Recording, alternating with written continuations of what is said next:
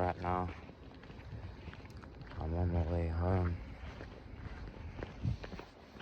Thought I'd just give you guys a video because I'm just not at the desk at the moment. But I've still got something to give you guys anyway, some food for thought. So I'm walking home. Had a short meeting. Well, had a meeting a short walk away from where I live. And it was a complete waste of time. What a complete waste of time. Oh my goodness. I got a text message saying, dinner's ready. And I was just like, oh, that's my cue. I'm gonna sit in the car. In fact, the car's gonna be dark, innit? No, it's not. I'll go for a walk with you guys. But the reason why I mention the whole drama is because it's good for the mind to have something else to keep your mind occupied with. So let's say, for example, I had a losing week. If you guys are keeping up with the channel, you know that I got funded this week. Plug it. But let's say I didn't. Let's say it was a bad week.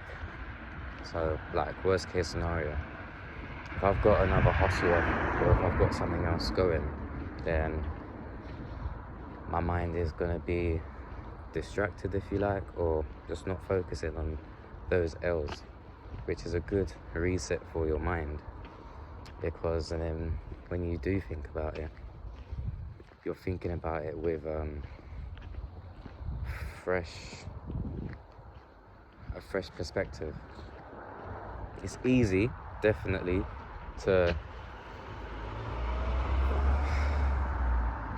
constantly think about trading as if you constantly thinking about it is gonna change it, like change what just happened. It's done, isn't it? It's done, it's over.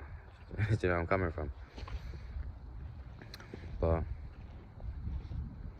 a psychologist once said, or gave it the term dwelling.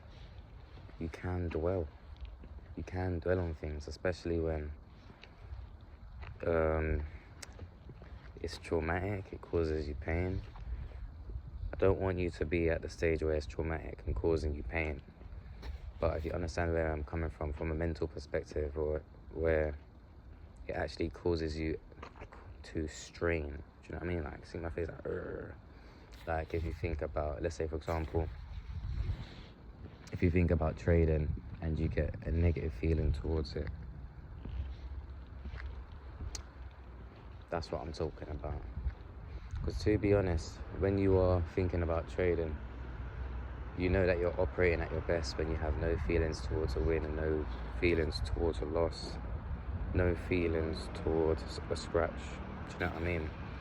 For me personally, I found when I reached that zen, or the first time I reached that zen, was the final missing piece. And my final missing piece was just money. Like I've spoken about, coming from humble beginnings. So the last step for me after finding the formula, or finding a model, or finding a skill, or developing a skill, or what have you, it was the money perspective. I thought I could use my own money and I'll eventually make it, but just taking too long, because for my journey was I was using my own money, but and then I was only paying for things as they would come up. So I wasn't actually able to scale up. Do you know what I mean? I was just staying exactly where I was, and exactly where I was just, let's call it like 22, 24K per annum. So I couldn't stay stagnant at that point. So while I was still a trader and all that, I wasn't scaling at all. Do you know what I mean? So I had to restructure. And that's why, if you do watch the video that I've got, how to treat trading like a business, you'll see how the formula actually, or my version of the formula actually works to become a trader. So I do plan on writing something for my benefits to self-employed model, because that's where I come from. Do you know what I mean? Everybody in the UK will know that people are on JSA and all these things, but for me it's just benefits, isn't it? Like, I think in America they say like food stamps and stuff like that. Do you know what I mean? Yeah, I can't remember the terms for you lot out there, but yeah, benefits. Yeah, man, serious. For self-employed and all these things, you know, HMRC and all these things. Yeah. No, it's not a trading day, so usually it's hard to find something to do. I know a lot of traders have like the trading bug, so when it comes to the weekend, this is me as well, I'm not even gonna lie. Like, I want to trade, so on the weekends I'm all like, oh man, there's nothing to do. So it is definitely good to juggle some things. Some people like to go gym, some people like to socialize. Personally, for me, the reason why it doesn't work, those two don't work for me, is because I feel like you should be doing those things every day anyway.